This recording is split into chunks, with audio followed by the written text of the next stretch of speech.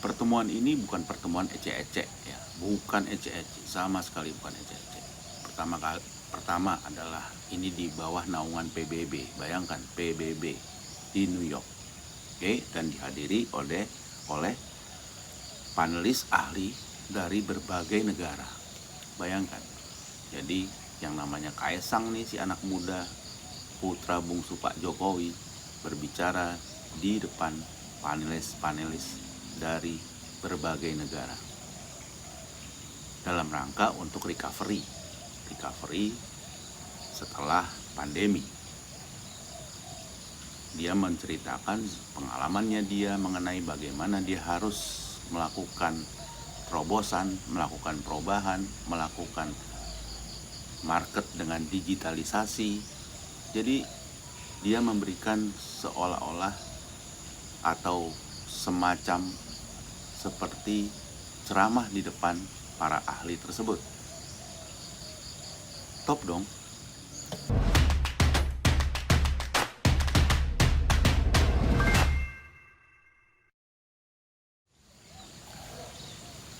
Pemirsa Siwet TV, mendadak Kaesang Pangarep sebagai pendiri GK Hebat dan akselerator UMKM nongol di PBB di New York tanpa pemberitaan yang gila-gilaan. Dia nongol tahu-tahu di sana. Dia menjadi salah seorang pengusaha yang diundang bersama dengan Shopee untuk berbicara. Actually, business efficiency to survive. Other than that is to adapt quickly on the marketing strategy. One of them is to use digital platform like Shopee to reach the market in the midst of social limitation. So yeah, thank you Shopee for opening up new market for us. Thank you for doing business. Forum yang dihadiri oleh Kaesang Pangarep ini adalah forum yang berlangsung di antara tanggal 5 sampai dengan 15 Juli 2022 ya. Dan ini di bawah naungan Dewan Ekonomi dan Sosial PBB atau disingkat UN ECOSOC. Kaesang Pangarep di situ berbicara sebagai pengusaha yang terkena dampak daripada pandemi COVID-19. Dia bersama dengan Shopee berbicara mengenai bagaimana dia harus melakukan terobosan dengan cara digitalisasi, bekerja sama dengan Shopee dan yang lain-lain. Pertemuan ini bukan pertemuan ecek-ecek ya, bukan ecek-ecek, sama sekali bukan ecek-ecek. Pertama adalah ini di bawah naungan PBB. Bayangkan PBB di New York, oke, dan dihadiri oleh panelis ahli dari berbagai negara. Bayangkan, jadi yang namanya Kaesang nih, si anak muda putra bungsu Pak Jokowi, berbicara di depan panelis dari berbagai negara dalam rangka untuk recovery setelah pandemi. Dia menceritakan pengalamannya dia mengenai bagaimana dia harus melakukan terobosan, melakukan perubahan, melakukan market dengan digitalisasi. Jadi dia memberikan seolah-olah atau semacam seperti ceramah di depan para ahli tersebut. Top dong. Kaesang Pangarep seolah-olah tidak mau kalah dari kakaknya yang sudah membuat UMKM Solo nembus ke dunia internasional di Paris ya, beberapa waktu yang lalu, memasarkan semua hasil kerajinan tangan daripada UMKM Solo. Sekarang giliran Kaesang Pangarep. Dia tidak mau kalah dan dia masuk seolah-olah lebih tinggi, bahkan langsung ke PBB, membawa UMKM Indonesia juga, meskipun dia baru menjajaki bahwa bagaimana sih survival pada saat post pandemi. Dia memberikan pengalamannya kepada semua yang ada hadir di situ. Sekarang apakah Kaisar Pangarep bisa hadir di forum tersebut meskipun dia adalah seorang putra bungsu dari Pak Jokowi sebagai Presiden RI dan kebetulan forum ini bekerja sama dengan pemerintah Republik Indonesia? Belum tentu. Kenapa belum tentu? Karena ini adalah pengusaha yang mewakili dan mereka melihat kalau yang namanya orang sana nih, orang luar kita, mereka nggak peduli kalian putra siapa, mau putra presiden kek, mau putra siapa, nggak peduli. Yang penting kalau memang berprestasi, memang mempunyai usaha yang benar-benar profitable atau benar-benar bagus, memang kena dampak di pandemi, nah mereka mengajak.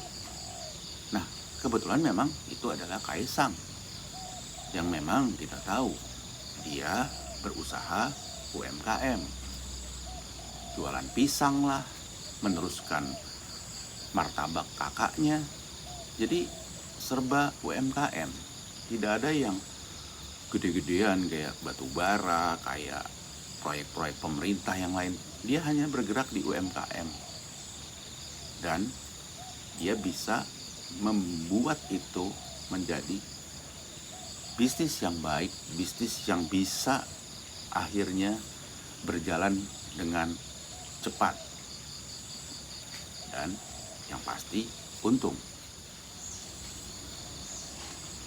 Pemirsa Siwar TV, jika kita bandingkan antara dua anak Presiden Republik Indonesia dengan dua anak mantan Presiden Republik Indonesia, apa menurut kalian? Berbeda nggak? Bagi saya sih sangat berbeda. Berbeda jauh. Kalau kita bicara anak bungsu, putra bungsu daripada mantan Presiden kita yang 10 tahun kemarin, apa yang bisa dia kerjakan sebagai anak muda yang kreatif, bisa melakukan suatu usaha yang bermanfaat buat masyarakat? Saya belum lihat, sama sekali belum lihat. Kenapa saya belum lihat? Karena sekarang ini dia sebagai ketua DPP dari partainya, sebagai anggota DPR. Berarti kan levelnya kalau sebagai ketua DPP mewakili di DPR itu kan sudah tinggi. Kenapa dia tidak bisa berbuat sesuatu untuk masyarakat sekitar? Berbuatlah sesuatu, ya. Bukan seperti bagiin minyak goreng kayak kemarin. Ya, dari mana minyak gorengnya aja kita bingung, lagi langka atau dia punya misalnya. Atau berbuatlah sesuatu seperti apa yang dilakukan oleh Kaisang Pangarep, membawa UMKM di sekitar dia aja, ya, atau memajukan ekonomi kemasyarakatan, apapun itu. Jadi kelihatannya memang sama sekali nggak ada kreativitas, ya, tidak ada kemauan untuk melakukan sesuatu, hanya mau bermain di politik dengan aman dan nyaman di bawah, bukan di bawah, ada bayang-bayang keluarganya, ya, yang masih power syndrome nih. Nah itu sayangnya dari putra bungsu Cikeas. Pemirsa Siwar TV, kita tidak usah membandingkan mungkin dengan antara yang bungsu dengan yang bungsu. Yang bungsu nih anak Pak Jokowi mungkin dengan putra mahkota Cikeas, kalau kita bandingkan juga kalah. Kenapa saya bilang kalah? Pada saat bapaknya berkuasa dulu, ya, nggak ada gebrakan apa-apa. Memang sih mungkin dia lagi menjalani tugas atau menjalani pendidikan militer, tetapi ya gebrakannya itu nggak ada. Gebrakannya setelah itu ya, kita tahu bahwa dia akhirnya keluar dari mayor mau masuk ke DKI, itulah gebrakannya. Tapi yang lain-lain kita tidak lihat. Kan sekarang pun sebagai ketum partai, itu dia tidak melakukan apa-apa ya, selain memang ambisi yang sangat kuat, mungkin dorongan dari orang tua untuk menjadi calon presiden atau calon wakil presiden, dan dia kemana-mana, tetapi sampai hari ini belum ada apa-apa ya, masih nol. Apakah ini akibat pendidikan orang tua? Apakah ini akibat daripada mencontoh orang tua? Nah, ini yang perlu kita lihat. Yang namanya putra-putra Jokowi memang melihat sih, pasti melihat bagaimana bapaknya bekerja dan bekerja, rendah hati dan rendah hati, tetapi tetap kreatif, tetap mau tampil di depan dan mengerjakan sesuatu. Kita lihat aja Kaisang Pangarep bertamu di PBB sana dengan gaya batik lengan pendek, celana, sneakers, santai tapi rapi, mencerminkan gaya anak muda. Enggak petantang petenteng, tetap ramah, tetap hormat, dan dia bicara di depan forum tersebut. Sama seperti Gibran pada saat di Paris. Terlihat sekali kesederhanaan dari kedua anak Pak Jokowi kita ini. Beda jauh sama yang dua. Sampai hari ini tidak ada sedikit pun jejak atau rekam jejak dari keduanya yang bisa membuat memori kita, oh iya, orang ini bagus, orang ini oke. Nah, belum ada. Kalau mungkin pemirsa Siver TV punya, ya silahkan di komen, tulis di komentar. Saya belum punya. Pak Jokowi dengan kedua putranya, terlihat sekali bahwa kedua putranya ini dilepas bebas sesuai dengan jati diri mereka. Mereka mau apa? Dari Gibran pertama membuat usaha catering, membuat usaha martabak, terus dia akhirnya masuk ke politik menjadi wali kota. Sama seperti Kaisang, tetap usaha dari kecil, buat outlet, franchising, dan lain-lain. Tidak pernah ikut-ikut ke bapaknya minta proyek ini, nggak ada ini. Mereka berdua tidak ada. Itulah yang saya lihat hebatnya presiden kita mengajarkan putra-putranya dan putrinya bahkan kalau kita perhatikan ya, meskipun menantunya itu wali kota Medan, tapi putrinya sama sekali mirip sekali sama Bu Iriana, nggak pernah mau nongol, nggak pernah mau jadi top, tetap mendukung suami dari belakang. Wah, top markoto. Nah, kalau kita bicara kembali lagi ke sebelah sana, masih ingat kan mereka kasih penghargaan satu sama lain, disorot oleh media. Si anak sulung memberikan penghargaan ke bapaknya, terus memberikan penghargaan ke adiknya. Lucu nih, apa-apaan gitu loh.